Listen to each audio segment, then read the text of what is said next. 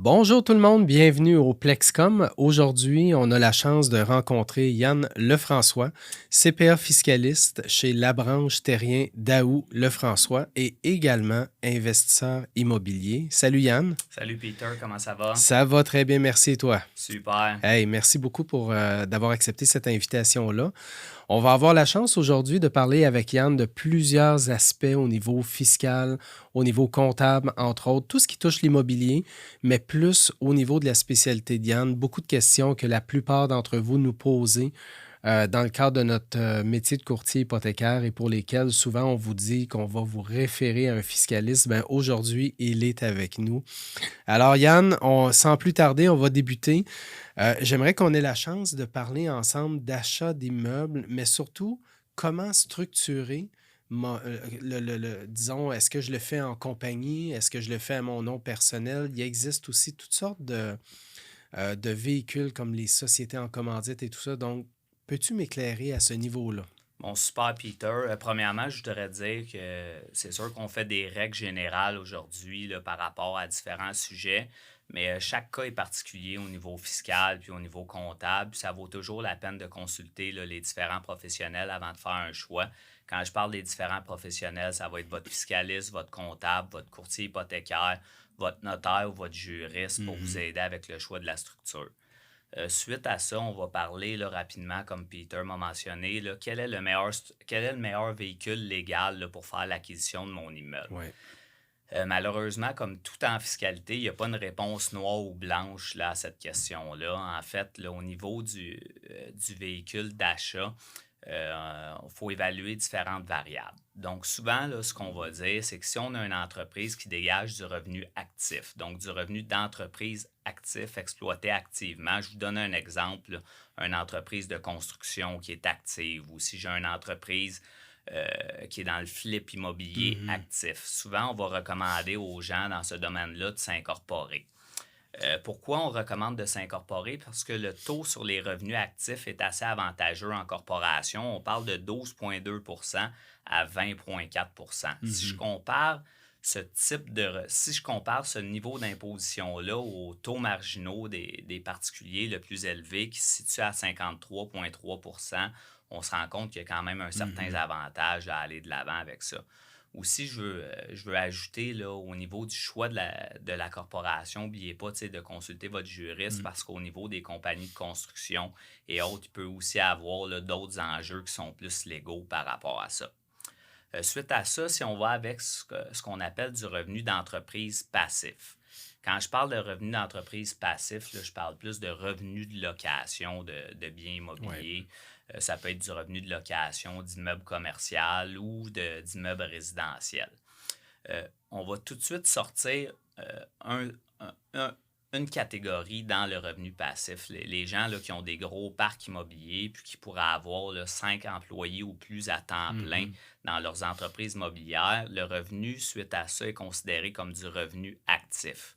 Du vrai revenu d'entreprise, dans le fond. Là, c'est considéré comme plus de l'investissement, mais vraiment comme du commercial pur, là. Ben, c'est ça, tu pourrais le dire comme ça. Ouais. Donc, on le considère comme du revenu actif au niveau fiscal. Donc, pour ces gens-là, ils vont pouvoir profiter du taux de 12,2 en corporation. Donc, à ce niveau-là, on va probablement recommander d'aller de l'avant là, avec une incorporation sans trop analyser là, Mhm. les variables au niveau personnel. Suite à ça, les autres, là, ceux qui n'ont pas 5 employés ou plus à Mhm. temps plein des parcs de revenus locatifs, ce qui est la majorité Mhm. généralement des gens, c'est plus ambigu comme réponse à cette question-là parce que le taux d'imposition sur le revenu de placement dans une entreprise est de 50,17. Mhm. Donc, c'est un taux qui est assez élevé si on le compare là, au taux des braquettes marginales des particuliers qui est à 53, quelques pourcents. On s'entend que c'est un petit peu plus serré. Souvent, ce qu'on va dire, c'est pour décider, on va analyser de où proviennent les fonds pour faire les investissements. Mhm. Donc, pour quelqu'un, que les fonds pour leur mise de fonds proviennent d'entreprises ou de revenus corporatifs, ça va être généralement avantageux d'aller via une corporation. Donc, je donne un exemple d'un médecin qui est incorporé, qui dégage des revenus corporatifs dans sa société, va être généralement avantageux pour lui d'ouvrir une corporation pour acheter un immeuble. La raison qui explique ça, c'est qu'il n'aura pas besoin de sortir les fonds de sa société, de s'imposer sur un taux Mhm. des particuliers pour pouvoir faire sa mise de fonds sur un immeuble. Ouais. Donc, de sortir, exemple, 200 000 pour qu'il reste 100 000 pour pouvoir faire sa mise de fonds sur Mhm. l'immeuble. Versus lorsqu'on investit en corporation, l'impôt va avoir été payé dans la société au taux corporatif, puis la balance va pouvoir être utilisée pour la mise de fonds. Il y a généralement un avantage à procéder ainsi. Mhm. Pour les gens pour qui la mise de fonds ou la source d'investissement provient de revenus personnels qui ont été imposés personnellement ou d'un héritage ou autre, mais d'argent qui sont détenus personnellement, on va généralement conseiller d'investir euh, en tant que particulier dans Mhm. l'entreprise. Donc, Mhm. de ne pas y aller via la corporation. Pourquoi? Parce qu'il y a différents frais là, au niveau d'avoir une corporation qui sont des frais de professionnels et autres. C'est comme une nouvelle personne, là, une corporation. Donc, Absolument. Il y a tout exactement. l'aspect juridique, comptable, évidemment, les résolutions, créer la compagnie, les frais pour les états financiers. Donc, il y a évidemment plusieurs frais, là. Exactement, Peter. Puis aussi, suite à ça, dans la corporation, quand on veut sortir les fonds de cette corporation-là, éventuellement, mais il peut y avoir aussi un impôt des particuliers à la sortie des fonds. Donc, si on a déjà les fonds en tant que particulier, va être généralement avantageux ou, évidemment, c'est important de Mhm. considérer l'éventualité d'investir en tant que particulier parce que souvent, les particuliers ont la fausse idée qu'il faut absolument s'incorporer même dans le multiplex pour avoir les avantages fiscaux liés à ça. Mhm. J'en reviens encore une fois, c'est toujours important de consulter un professionnel au niveau fiscal, au niveau légal par rapport à ça, parce que les généralités, c'est le fun pour lever des petits flags, pour vous donner une idée, pour vous guider là-dedans, mais chaque cas est vraiment particulier, puis la fiscalité, c'est toujours complexe, donc il faut vraiment pousser un petit peu la réflexion, Mhm. puis l'appuyer à chaque situation. Absolument. Absolument. Suite à ça, je vais faire une brève parenthèse pour les groupes d'investissement parce qu'on voit que c'est de plus en plus populaire. Les gens se regroupent, là, donc exemple, un ou deux opérateurs, deux personnes qui connaissent l'immobilier, puis qui trouvent quelques investisseurs, là, deux, trois investisseurs qui, eux, vont être passifs dans un projet, puis vont mettre les mises de fonds dans un Mhm. projet. Puis les deux opérateurs, eux, ne mettront pas de mise de fonds généralement, puis vont opérer le projet. Il y a une façon de faire qui est de plus en plus utilisée, c'est d'utiliser des véhicules qu'on appelle des sociétés en commandite. Mhm. Ce que ça permet de faire une société en commandite, c'est que les opérateurs seraient considérés comme les commandités, puis les investisseurs seraient considérés comme les commanditaires. Donc, ce que ça permet, c'est que les opérateurs vont avoir une responsabilité par rapport à leur projet, puis les investisseurs, qui sont les commanditaires, vont avoir une responsabilité limitée par Mhm. rapport à ce projet-là. Leur responsabilité va être limitée à leur mise de fonds, ce qui est souvent une inquiétude d'investisseurs dans des projets immobiliers. Par contre, il faut toujours là, consulter son juriste encore une fois et son courtier hypothécaire dans ce cas-là, car ce n'est pas toujours toutes les institutions financières qui vont respecter ce type Mhm. de véhicules légaux-là. Puis ça pourrait arriver qu'il y ait des cautions personnelles qui soient demandées aussi aux investisseurs. Donc, je vous recommande d'appeler Peter ou votre conseiller à ce On le voit niveau-là. de plus en plus dans les sociétés en commandite, les commandités.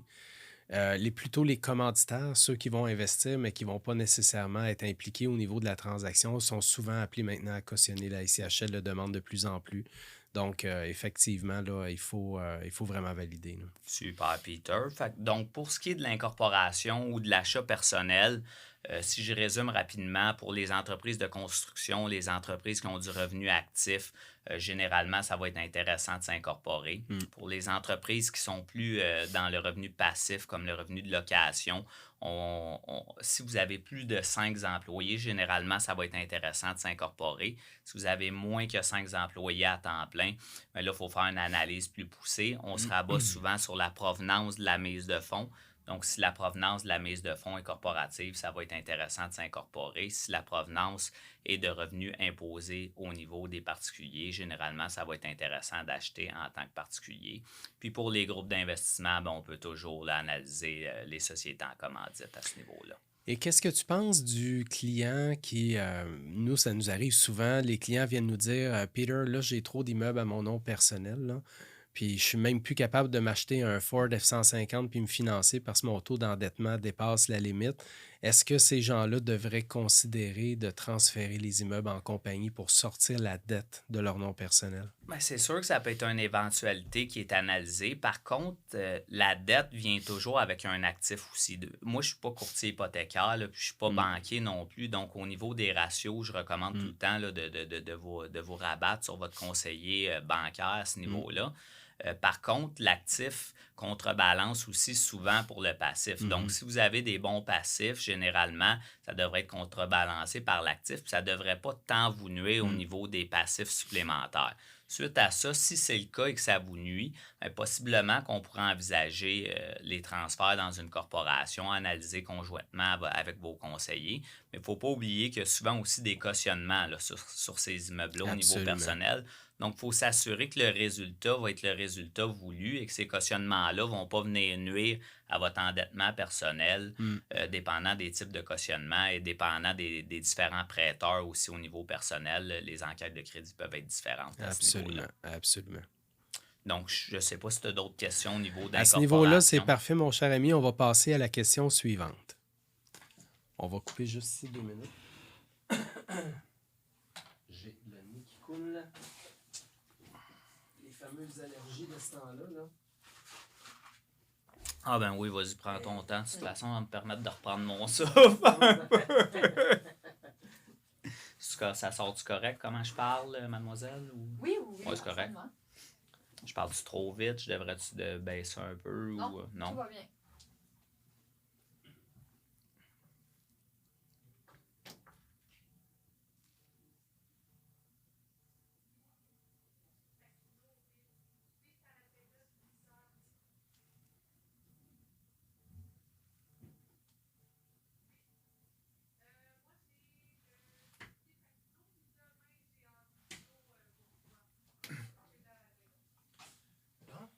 Ton souffle est repris. Super. Je me suis trouvé un Kleenex de fortune. Ah, quand tu en utilises trop de ceux-là, le nez devient rouge. Eh mon Dieu! Regarde, ça sera pas l'idéal, mais ça va servir. Bon, parfait.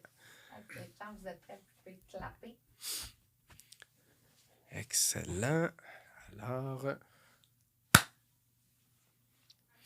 Alors Yann, deuxième sujet aujourd'hui, déduction pour amortissement. J'ai des clients qui me posent souvent la question, Peter, je devrais-tu prendre l'amortissement? Je devrais-tu pas en prendre? Qu'est-ce qu'on fait dans ces cas-là? Oui, c'est sûr que c'est une question qui est vraiment d'actualité, puis c'est une question qui revient souvent, là, surtout au niveau des particuliers. On voit souvent là, lors des déclarations de revenus des particuliers, les clients ne savent pas s'ils devraient la prendre, s'ils ne devraient pas la prendre. Premièrement, il faut bien comprendre ce que c'est la déduction pour amortissement pour aider les gens là, à prendre leur décision, à savoir s'ils veulent la prendre ou non.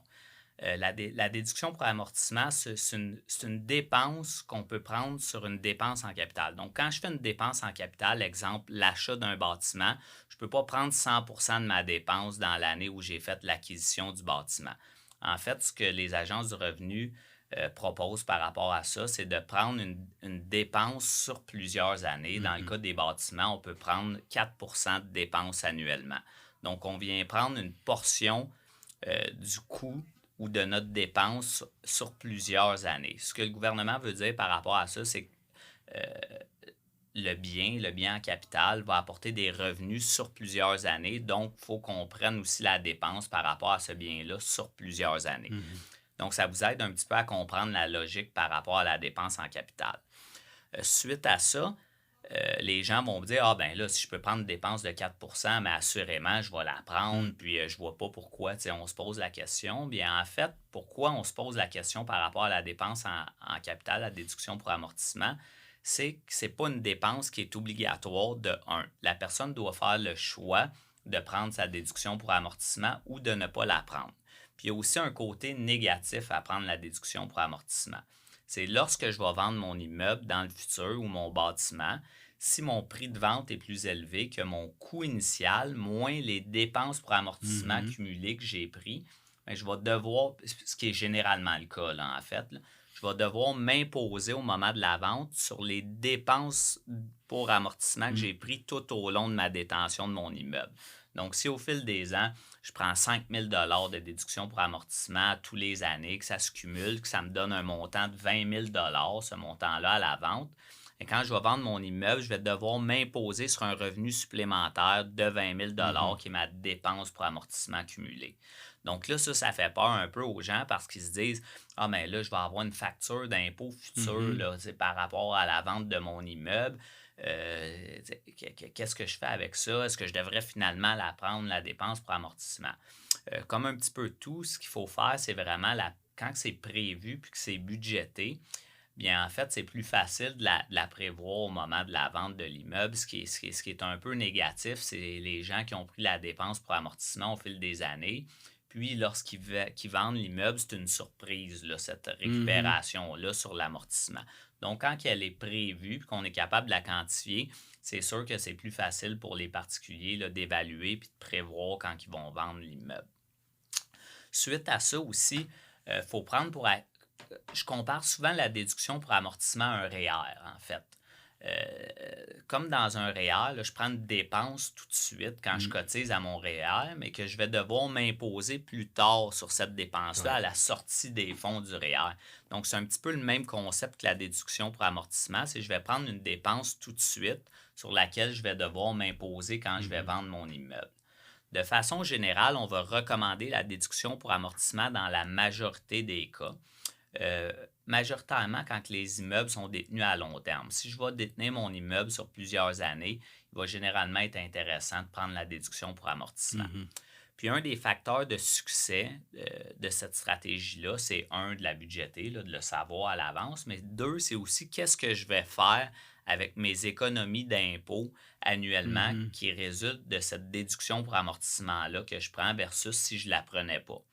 Donc, si j'utilise mon économie d'impôt pour soit faire des mises de fonds sur un nouvel immeuble, faire des entretiens, faire prendre de la valeur à mon immeuble, mais en fait, cette utilisation-là de mon économie d'impôt risque de m'apporter un rendement, ce qui va être intéressant.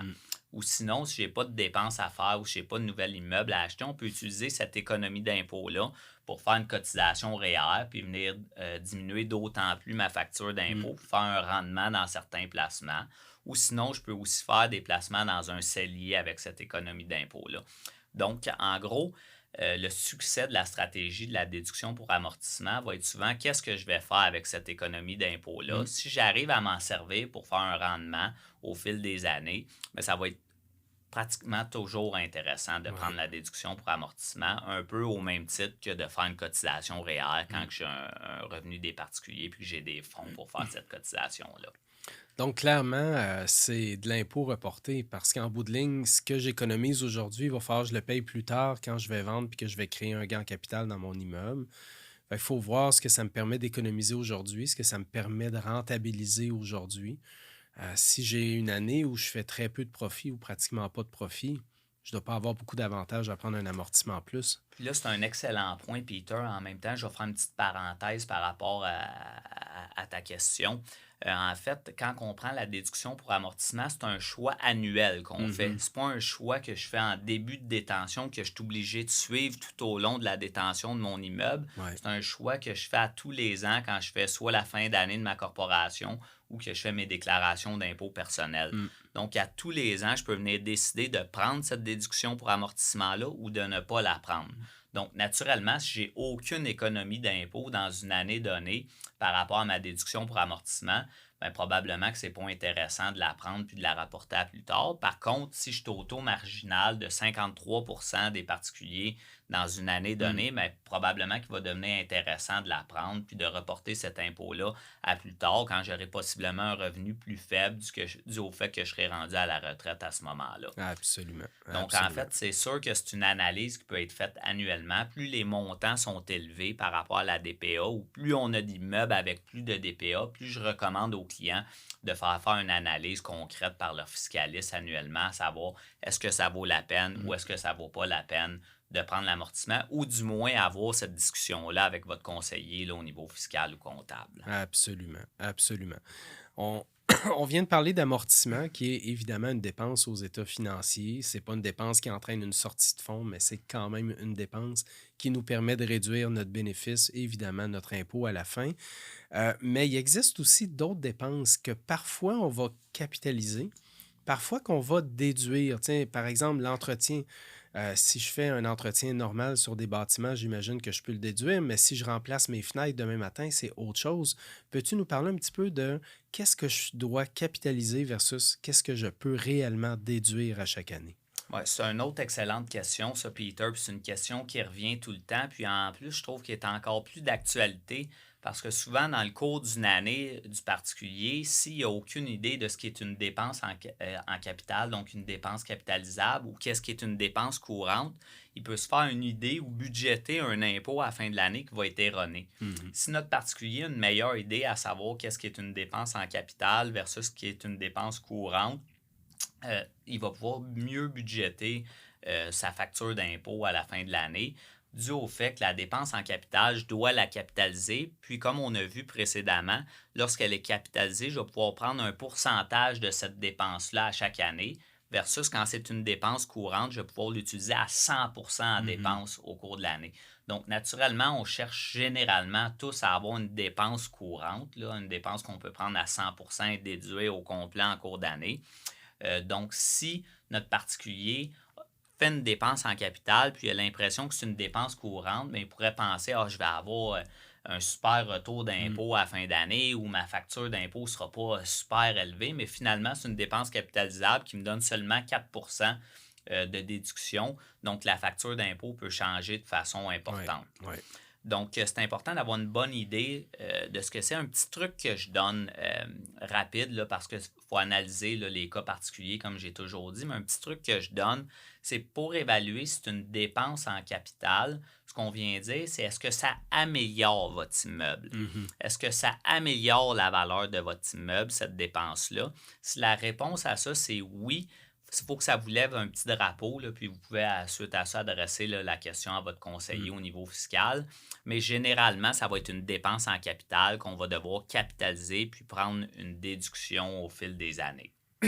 Si c'est une dépense qui me permet de maintenir mon immeuble, qui me permet de maintenir la valeur de mon immeuble, généralement, on va considérer que c'est une dépense courante que je peux déduire à 100% dans mon année.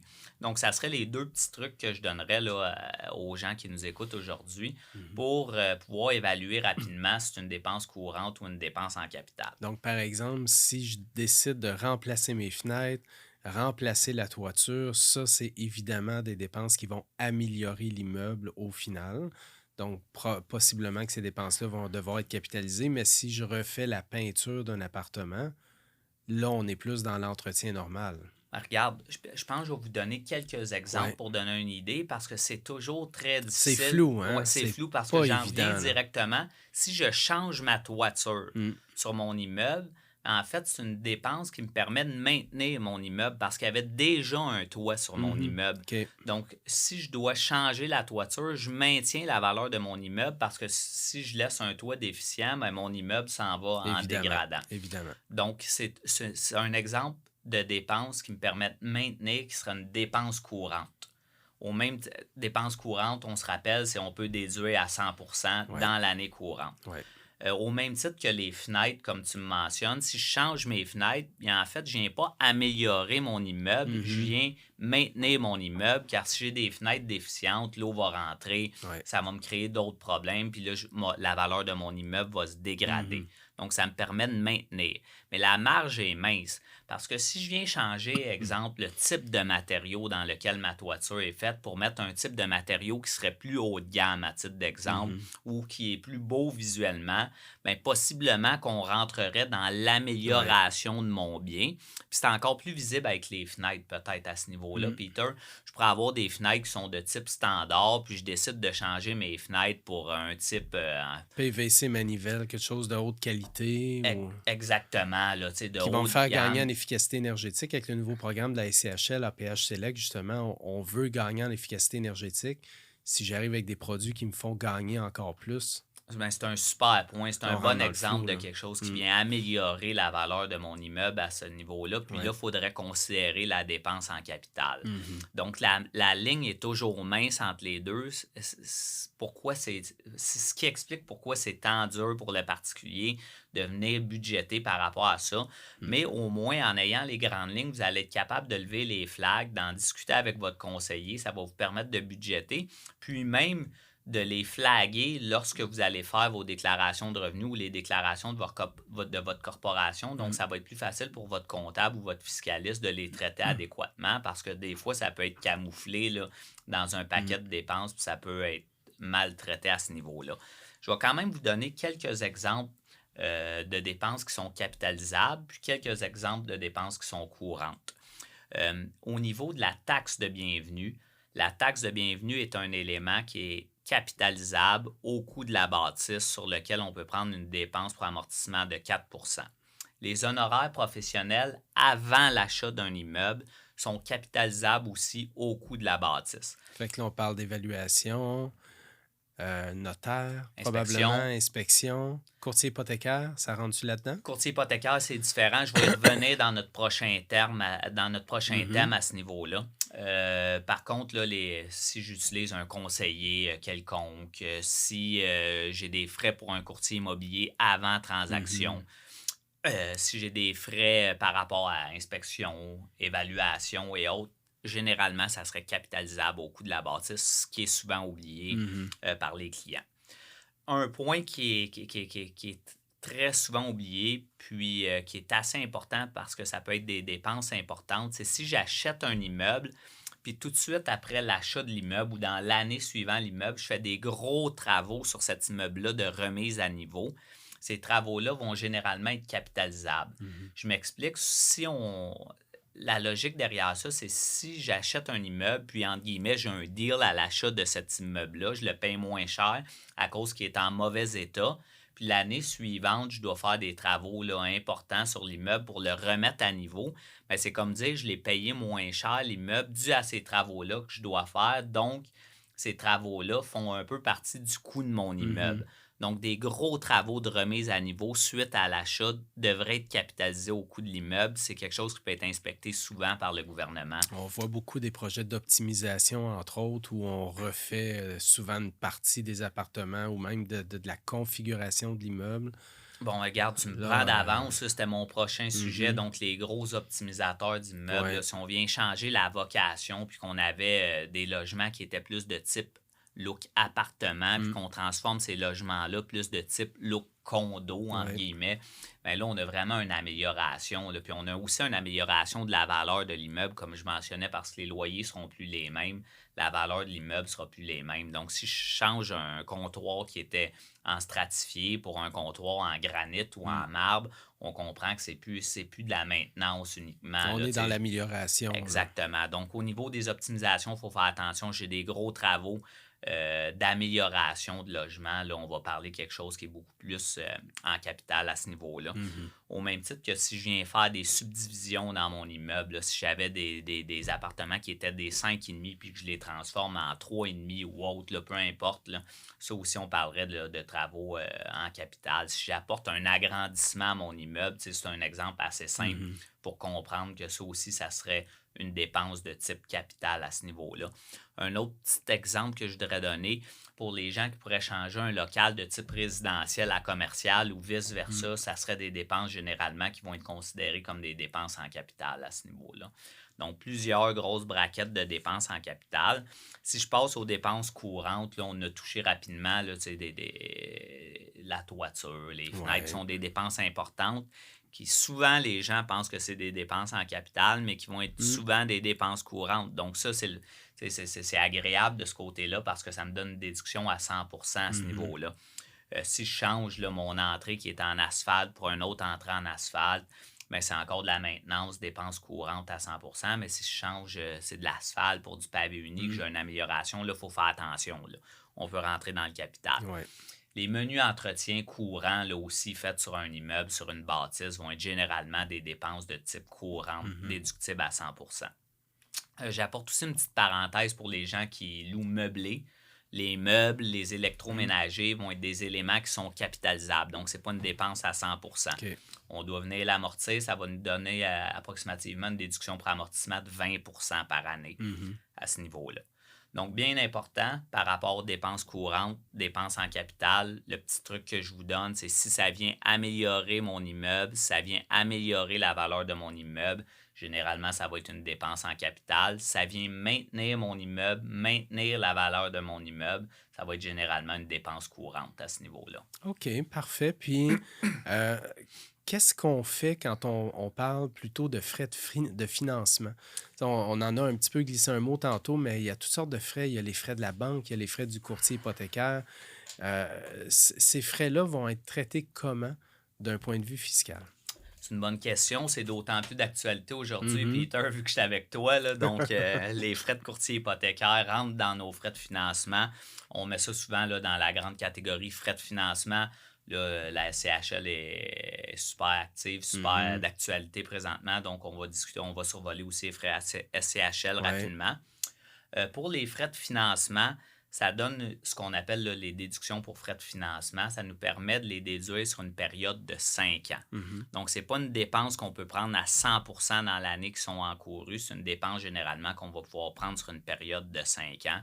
La logique derrière la chose, c'est pas moi qui ai écrit la loi, là, mais j'ai l'impression que historiquement, les prêts étaient souvent sur une période de 5 ans fermée. Là, donc, ils ont permis la déduction là, de ces frais de financement-là sur la période de 5 ans. Mais si mon client choisit un terme de 1 an et qu'après 1 an, il revient vers moi pour refinancer l'immeuble, on le voit en optimisation, entre autres. Hein?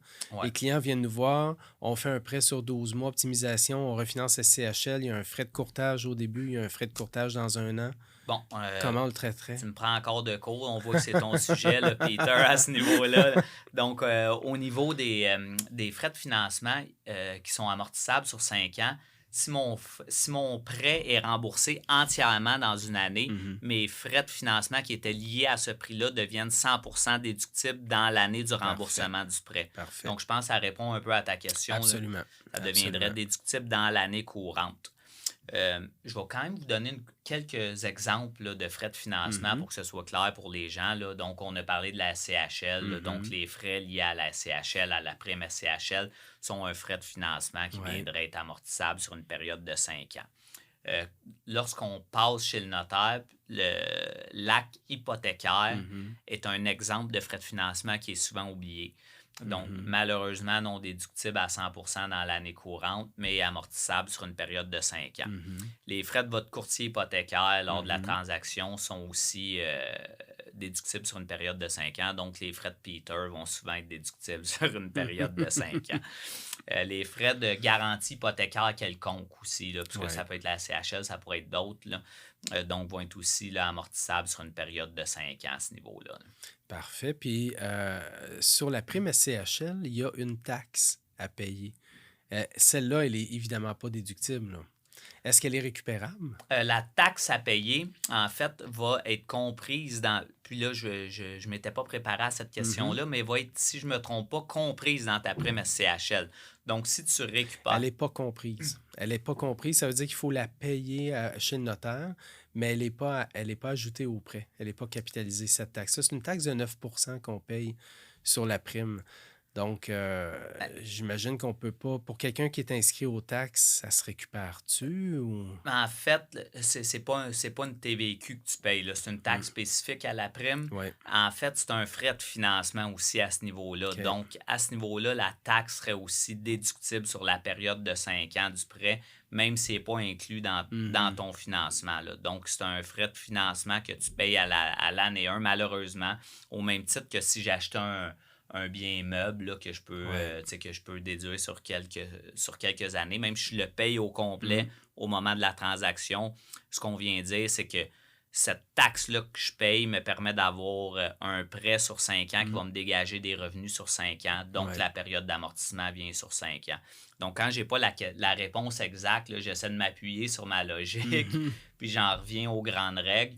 Donc, je suis pratiquement certain là, que cette taxe de 9 % là serait aussi amortissable sur la période de 5 ans. parce que c'est un frais de financement. OK, parfait. Excellent. Donc, si je reviens juste rapidement, là, tout Sur ce nos qui frais est de financement, exact, là. les frais de financement, donc on n'oublie pas là, les frais qui sont liés à l'obtention d'un financement ne sont pas 100% déductibles dans l'année en cours.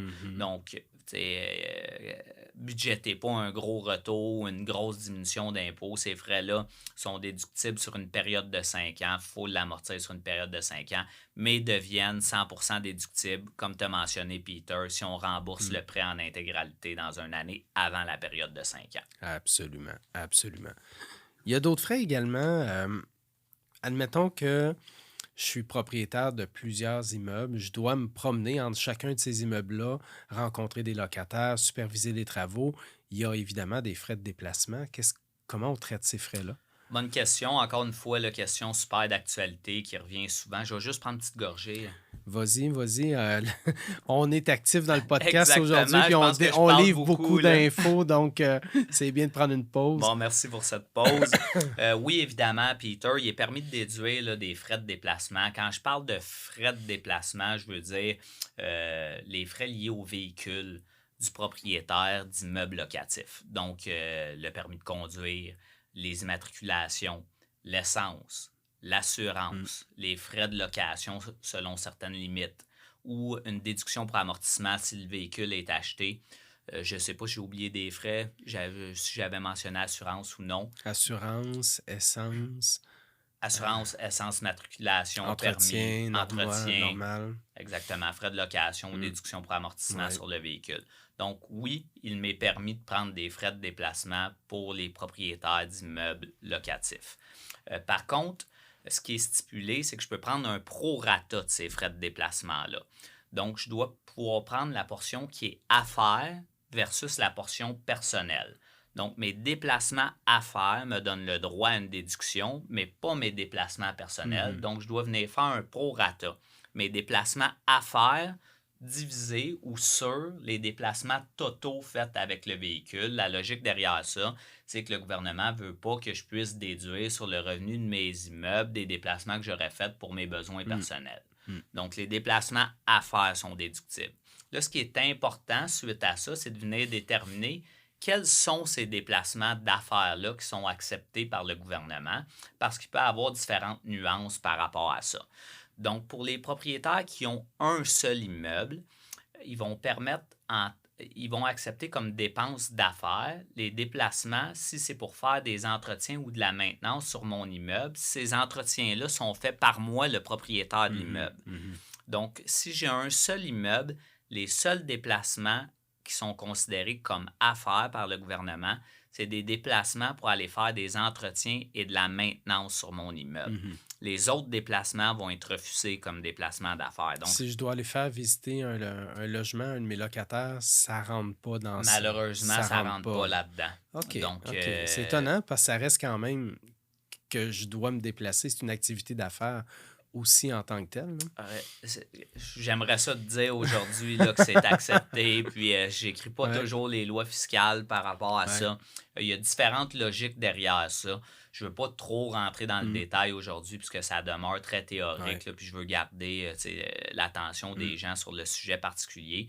Donc, en fait, le déplacement pour un propriétaire qui a un seul immeuble, qui va être considéré affaire et uniquement pour aller faire des travaux d'entretien et de maintenance sur mon immeuble. Suite à ça, je vous laisse en discuter avec votre professionnel, puis, mais la règle générale est ça. Si j'ai plusieurs immeubles, là, le gouvernement va être un petit peu plus favorable par rapport à ce qu'il considère comme dépenses d'affaires. Donc, naturellement, les dépenses pour aller faire de l'entretien ou de la maintenance sur mon immeuble vont être considérées comme des déplacements d'affaires, mais aussi tous les déplacements qui sont liés à la gestion courante de l'immeuble. Donc, tu mentionnais aller faire visiter un des locales là, pour un nouveau locataire. Ça va être considéré comme un déplacement d'affaires. Mais déplacement pour aller faire une collecte de loyer va être aussi considéré comme un déplacement d'affaires à ce niveau-là. Ou pour aller superviser des travaux à mon immeuble ou faire de la gestion de travaux, ça va être considéré comme des déplacements d'affaires. OK. Donc oui, on a une différence là, qui est quand même marquée entre un propriétaire qui aurait un seul immeuble ou un propriétaire qui aurait plusieurs immeubles au niveau des déplacements qui sont considérés comme affaires. plusieurs immeubles, ça veut-tu dire 2 et plus? Exactement. C'est carrément ça. Là. Exactement. C'est pas 4, 8 Non. ou...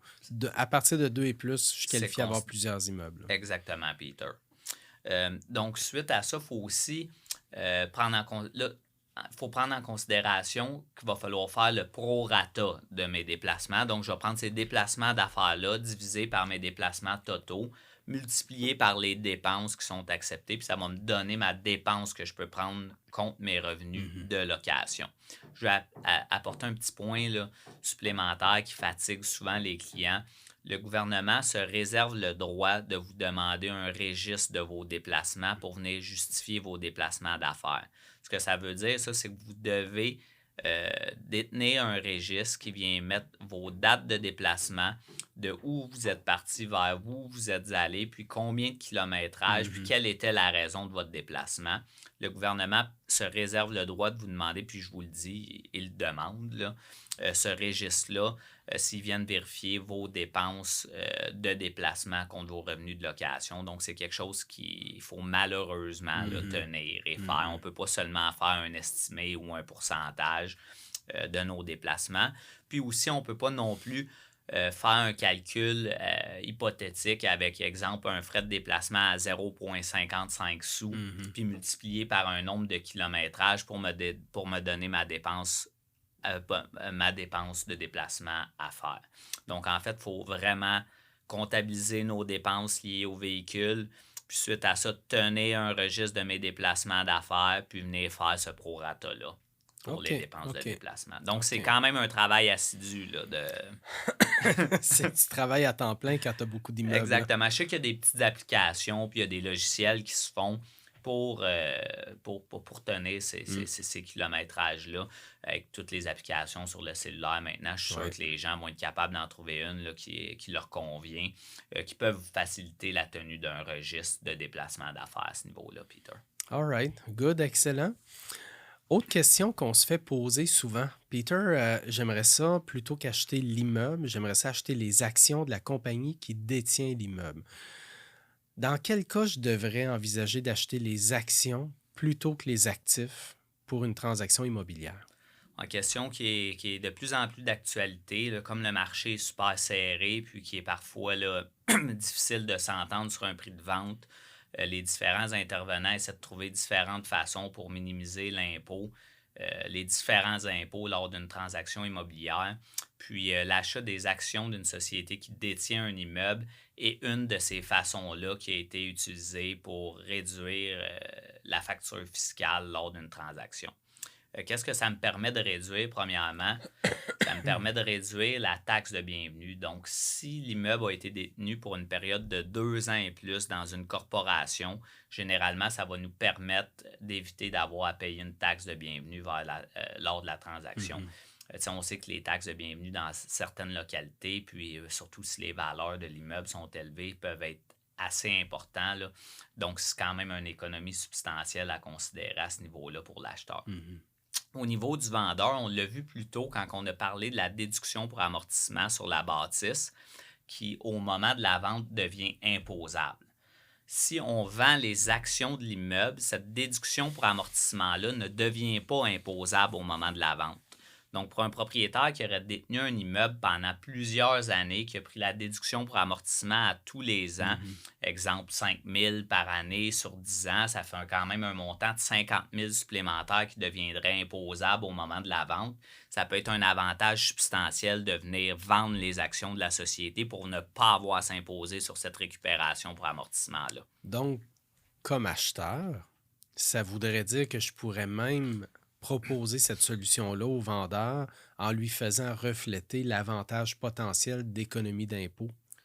Bien, je pense que tu marques un bon point, puis je pense que c'est d'autant plus d'actualité parce que présentement, c'est ce qu'on voit. C'est comme le marché est serré, puis qu'on n'arrive pas toujours à s'entendre avec un vendeur pour faire l'acquisition d'un immeuble, bien, possiblement que si on vient lui présenter l'achat des actions de sa société qui détient son immeuble, il pourrait avoir un intérêt ou un intérêt plus marqué à vendre parce qu'il va avoir moins d'impôts à payer au moment de la vente. Par contre, il faut faire attention à ça. Il comme tu mentionnes, là, Peter, c'est un petit peu une méthode de financement de faire ça. On se finance un peu sur le dos de l'impôt au moment de la transaction. Puis c'est une méthode de négociation aussi. Hein? L'acheteur va négocier un prix plus faible sous prétexte que le vendeur va faire des économies d'impôt comme ça. Là. Bon, ben là, tu marques mon prochain sujet. Là. Donc, en fait, cette économie d'impôt-là que le vendeur a tout de suite, ben, en fait, là, juste pour clarifier, euh, quand on achète les actions d'une corporation pour l'acheteur, il y a aussi plusieurs points qui sont négatifs par rapport à ça. Je ne voudrais pas dire négatif, là, mais il y a plusieurs points à considérer par rapport à ça. Quand j'achète les actions, puis là, vous en discuterez avec votre juriste, j'achète aussi le passé légal de la société. Donc, il faut faire attention. Là. Cette société-là peut avoir fait un paquet de choses là, durant son historique, puis ça devient votre propriété à vous, là, la société. Donc, vous êtes un petit peu responsable des actions légales qui ont eu lieu avec la société. Puis ça, vous en discuterez avec votre juriste parce qu'il y a aussi des façons de se protéger par rapport à ça. Des impôts impayés, Des impôts des impayés. taxes TPS TVQ non remises. Fait que vous devenez responsable de toutes les responsabilités là. passées de la société. Je sais qu'il y a des façons de faire dans les différents contrats pour limiter cette responsabilité-là ou en faire subir une portion au vendeur, mais ça demeure un élément à considérer quand on achète les actions. Ou si on achète la facture d'impôt future de la société, donc j'achète les soldes fiscaux de la société au moment de la transaction. Donc, quand j'ai dit la déduction pour amortissement cumulé, là, ben, c'est moi qui l'achète au moment de la transaction. Ouais. Puis aussi, le coût de mon immeuble va demeurer le coût historique. Donc, ce que je vais pouvoir amortir, moi, va déjà avoir été amorti en partie au fil des années. Donc, j'achète aussi les soldes fiscaux historiques, mais j'achète aussi la facture fiscale future de cette entreprise-là. Donc là, je ne veux pas faire peur à personne, c'est juste qu'il faut prendre les côtés positifs, les côtés négatifs de la transaction. Mais par contre, le vendeur va avoir une économie d'impôt tout de suite pour laquelle l'acheteur va payer plus tard. Donc, comme l'argent vaut plus maintenant que plus tard, si on est capable de quantifier cette valeur-là de l'argent dans le temps, bien, je peux avoir un réel avantage à payer la facture d'impôt plus tard. Si j'arrive à faire refléter cet avantage-là dans une diminution du prix de vente de l'immeuble, mais ça peut être gagnant pour les deux parties. Puis on peut éviter une situation où on n'arrivait pas à conclure une transaction, puis maintenant on arrive à en conclure une en, entre guillemets, se finançant au niveau des autorités fiscales. Absolument. Exact. Donc, c'est vraiment important d'être capable d'en discuter avec le vendeur, d'être capable d'évaluer les plus et moins pour l'acheteur et le vendeur, puis d'être capable de refléter cette économie fiscale-là dans le prix de vente, en fait.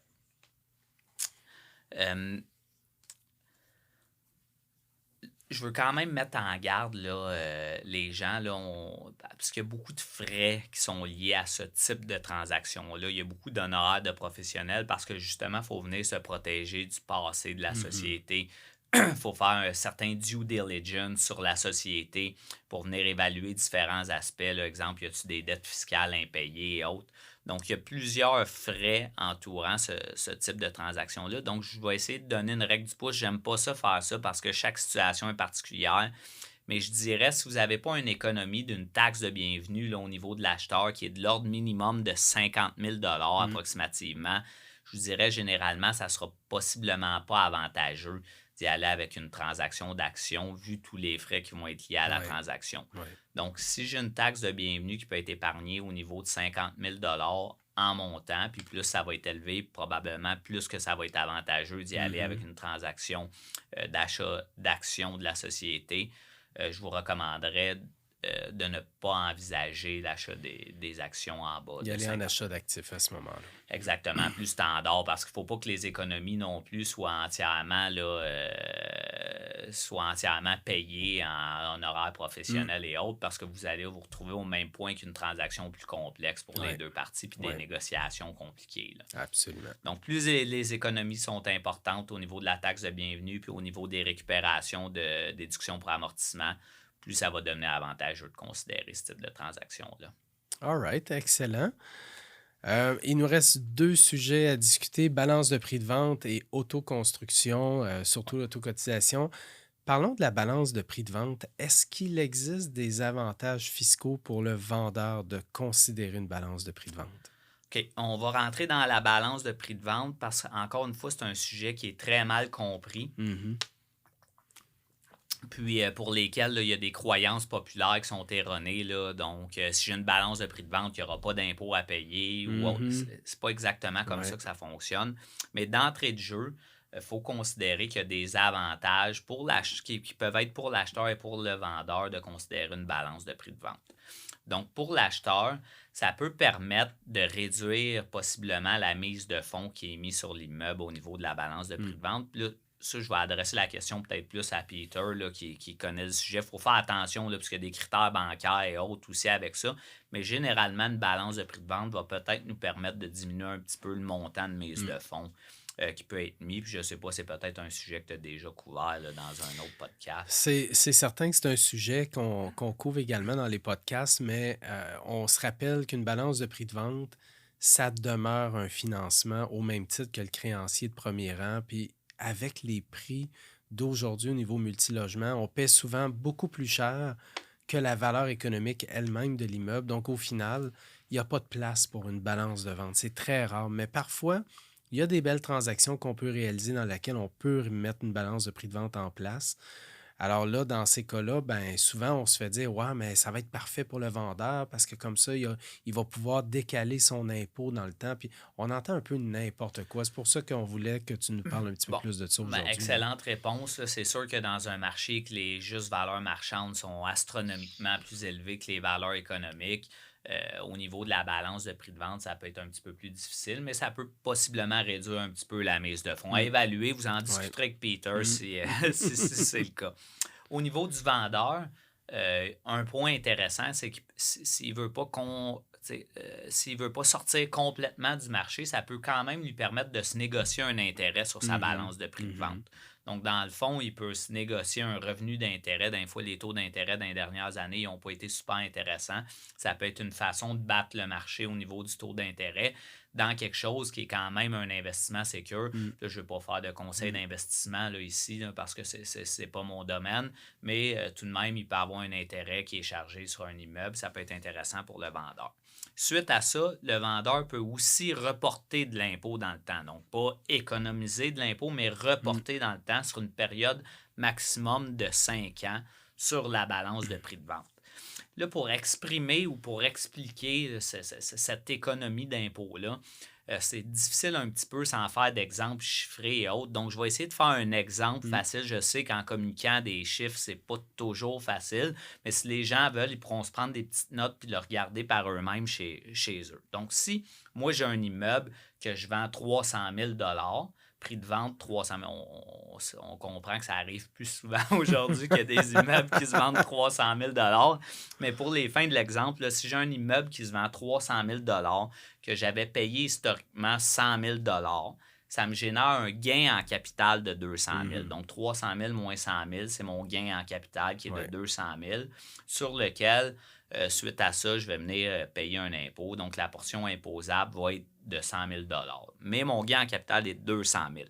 Si je négocie une balance de prix de vente de 150 000 sur le prix de mon immeuble, il faut faire attention, ce n'est pas 150 000 que je reporte dans le temps au titre de l'impôt. Il faut que je fasse la proportion de ma balance de prix de vente sur mon prix de vente total.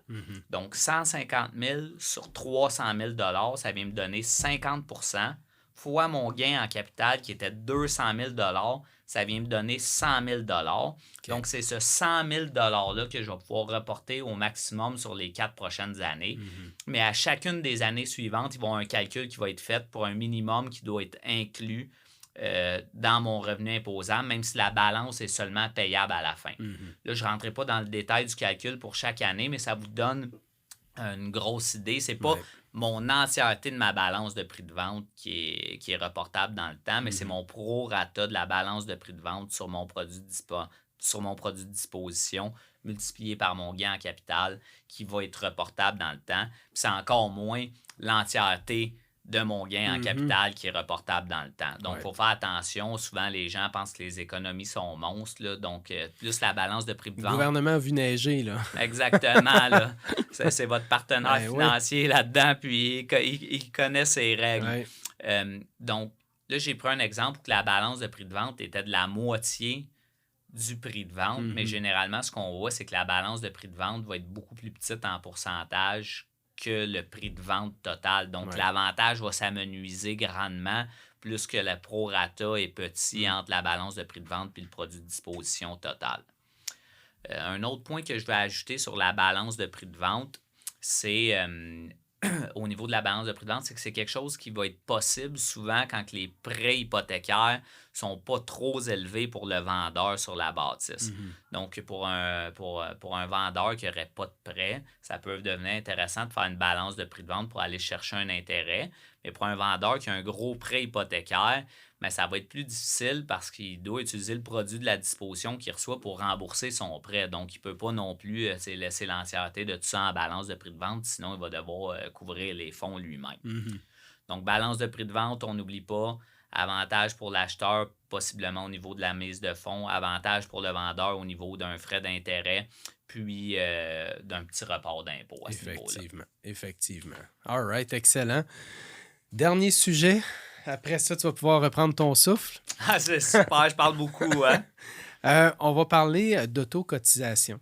On fait beaucoup de transactions chez Multiprêt Commercial, entre autres transactions de construction multilogement. Construire un 6, un 8, un 12, peu importe. Et les gens nous parlent évidemment de TPS, TVQ. Il y en a une partie qui est récupérable, il y en a une partie qui n'est pas récupérable. On nous parle d'autocotisation. Comment ça fonctionne, tout ce principe-là?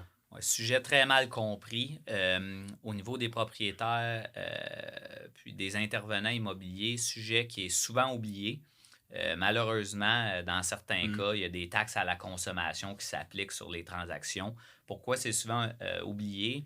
Les propriétaires de multiplex résidentiels ne chargent pas de TPS TVQ sur leur loyer et n'ont pas à payer quand ils achètent un immeuble usagé. Donc, souvent, on a l'impression qu'on ne vit pas dans le monde des taxes de vente là, quand on est dans le multiplex résidentiel. Il faut faire attention parce que les taxes à la consommation, taxes de vente, s'appliquent quand même à différents types de transactions dans le secteur du multiplex. Donc, si moi, je suis un constructeur, je construis un immeuble locatif neuf que je mets en vente, bien, il faut que je charge la TPS TVQ sur cet immeuble-là. Ça, c'est rarement oublié là, parce que le notaire, de toute façon, il va s'en charger au niveau des contrats. Puis, mais tout de même, pour la personne qui fait ce type de projet-là, c'est important de le budgéter parce que ça va être quelque chose qui va devoir être inclus dans le prix de vente puis qui va être devoir remis au gouvernement. Donc, 15%, ça peut venir faire une grosse différence. Ça fait une grosse différence. Exactement. Donc, faire attention de bien la budgéter quand on fait un projet.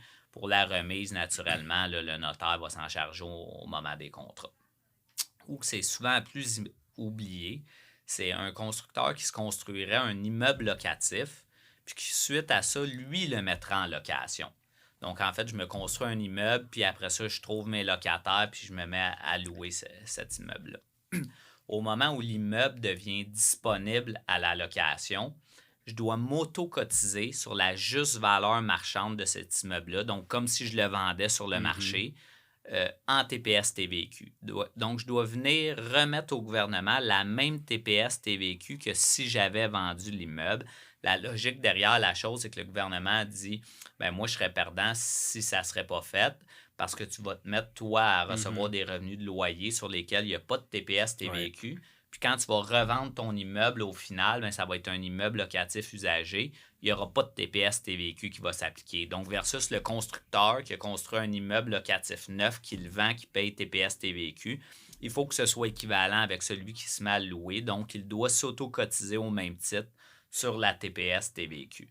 Là, naturellement, le bon côté ou le côté, je ne veux pas dire le bon côté, là, mais le côté qui vient amenuiser un peu la situation, c'est que je peux au moins récupérer la TPS TVQ sur mes intrants, donc sur mes coûts de construction lorsque j'ai construit mon immeuble locatif. Il y a aussi une récupération de TPS TVQ sur la valeur des unités. Ces unités-là ne dépassent pas une valeur de 400 000 au niveau de la TPS, puis de 300 000 au niveau de la TVQ. Je peux avoir une certaine récupération sur la valeur des unités.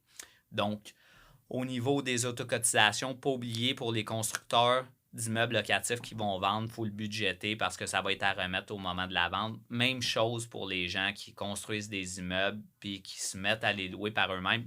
Il faut, le budgéter parce que ça fait partie du coût de projet. Puis 2, dans votre cas, il ne faut pas l'oublier parce qu'il n'y a personne qui va venir vous taper sur l'épaule puis vous dire il faut s'autocotiser. Donc, n'oubliez pas là, d'en parler avec votre conseiller fiscal à ce moment-là pour qu'il vous aide à budgétiser ça dans votre projet. Je recommande aussi d'attendre la fin des travaux avant de mettre les unités à louer parce qu'au moment où les unités deviennent disponibles à la location, je ne peux plus récupérer mes TPS, TVQ sur mes intrants. Donc, annoncez-les pas trop vite disponibles à la location pour vous éviter des problèmes sur vos récupérations de TPS, TVQ. C'est un petit conseil que je vous donne.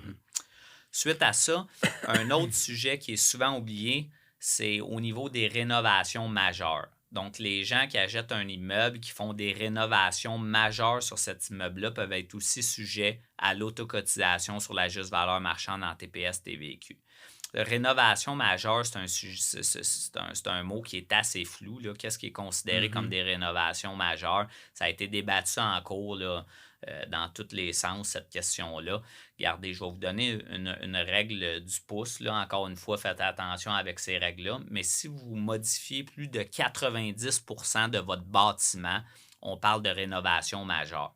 Donc, si vous avez des rénovations majeures, lorsque votre immeuble va devenir disponible à la location ou disponible à la vente, vous devez vous auto-cotiser sur la TPS TVQ à la juste valeur marchande de votre immeuble à ce moment-là.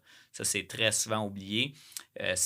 Puis, c'est souvent pas budgétisé par les personnes qui font ce type de projet-là. Puis ça peut venir te réduire grandement là, une marge de profit quand on parle de 15% en autocotisation. Donc, encore une fois, vous allez avoir le droit de récupérer vos TPS TVQ sur vos intrants, là, donc sur vos frais de construction, de rénovation majeure. Là, vous allez pouvoir récupérer TPS TVQ là-dessus.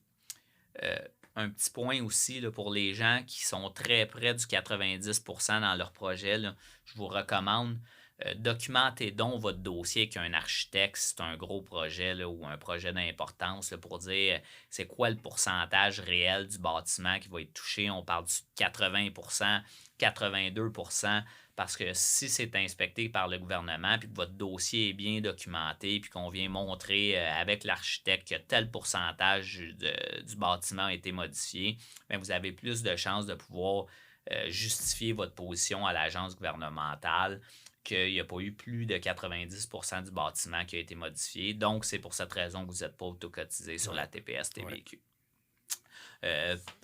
Donc, par rapport aux rénovations majeures, pas oublier 90% et plus autocotisation. Par rapport aux immeubles résidentiels, si je construis quand ça devient disponible à la location, autocotisation sur la TPS TVQ. Puis même chose pour les immeubles locatifs qu'on met en vente. Là. Les immeubles que j'aurais construits neufs locatifs que je mets en vente. Excellent. Merci beaucoup, Yann. C'est un plaisir. Ça nous éclaire. Je pense que, en tout cas, j'espère tout le monde que vous avez apprécié le sujet aujourd'hui. Évidemment, sujet où on se fait poser énormément de questions. Donc, Yann, c'est vraiment un plaisir de t'avoir reçu aujourd'hui. Merci beaucoup. Merci de m'avoir invité. Alors, tout le monde, nous avons aujourd'hui rencontré Yann Lefrançois, qui est CPA fiscaliste chez la branche Terrien d'Aou Lefrançois et également investisseur immobilier. Yann, si on a besoin de te rejoindre, à quel numéro on peut t'appeler? Oui, merci Peter. Encore une fois, aujourd'hui, on a fait des grandes généralités, mais comme je vous ai mentionné au début, chaque cas est particulier. Donc, quand vous avez des questions particulières, vous pouvez m'appeler au 514-360-2467, qui est le numéro du bureau. Vous faites seulement demander pour Yann Lefrançois lorsque vous appelez. Ou vous pouvez me communiquer par courriel au ilefrançois@ltml.ca. Merci beaucoup, Yann. Merci beaucoup, tout le monde. Alors, c'est ce qui termine un autre épisode du Plexcom. Bonne journée à tous.